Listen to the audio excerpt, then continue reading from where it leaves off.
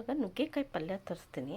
ಸ್ವಲ್ಪ ಎಳೆ ಇರುವಂಥ ನುಗ್ಗೆಕಾಯಿನ ಈ ಥರ ಇಷ್ಟಿಷ್ಟುದ್ದ ಪೀಸ್ ಹಚ್ಚಿಟ್ಕೊಂಡು ತೊಳೆದು ಇಟ್ಕೊಳ್ಳಿ.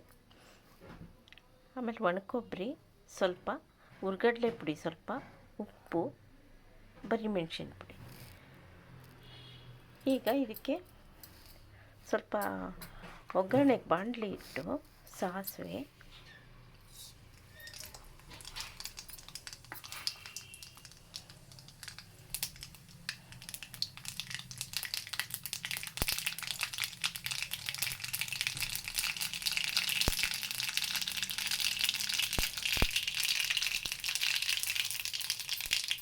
ಉದ್ದಿನಬೇಳೆ ಹಾಕಿ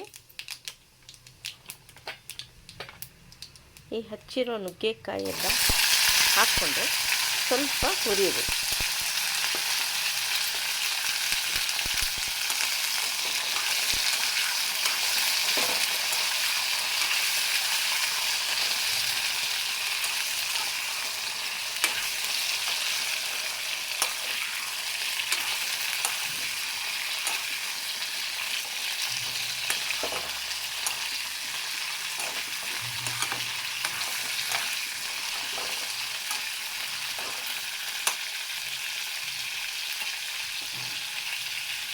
ಈಗ ಇದಕ್ಕೆ ಒಂದು ಅರ್ಧ ಲೋಟ ನೀರು ಹಾಕಿ ಬೇಯಕ್ಕೆ ಬಿಡಿ.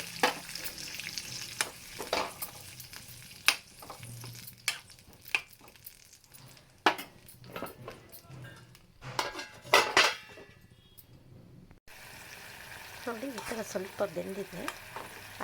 ಮುಕ್ಕಾಲು ಭಾಗ ಬೆಂದ ಮೇಲೆ ಸ್ವಲ್ಪ ಬೆಂದಿದೆ. ಇನ್ನು ಸ್ವಲ್ಪ ನೀರಿದ್ದಂಗೆ ಸ್ವಲ್ಪ ಉಪ್ಪು,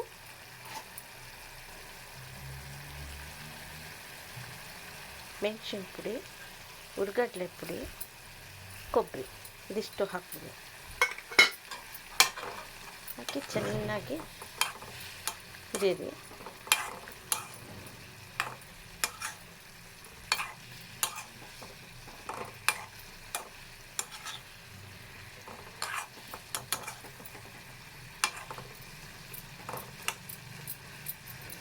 ಇದಕ್ಕೆ ಸ್ವಲ್ಪ ಕಡಲೆ ಬೀಜನ ಮಿಕ್ಸಿ ಮಾಡ್ಕೊಂಬಿಟ್ಟು, ಬರೀ ಹಸಿ ಕಡಲೆ ಬೀಜನೇ ಹುರಿದಿರ ಅದನ್ನು ಸ್ವಲ್ಪ ಬೆರೆಸಿ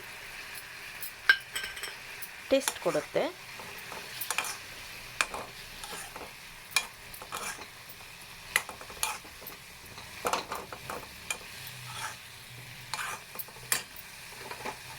ಲಾಸ್ಟ್ಗೆ ಮೇಲೆ ಸ್ವಲ್ಪ ಕೊತ್ತಂಬರಿ ಸೊಪ್ಪು.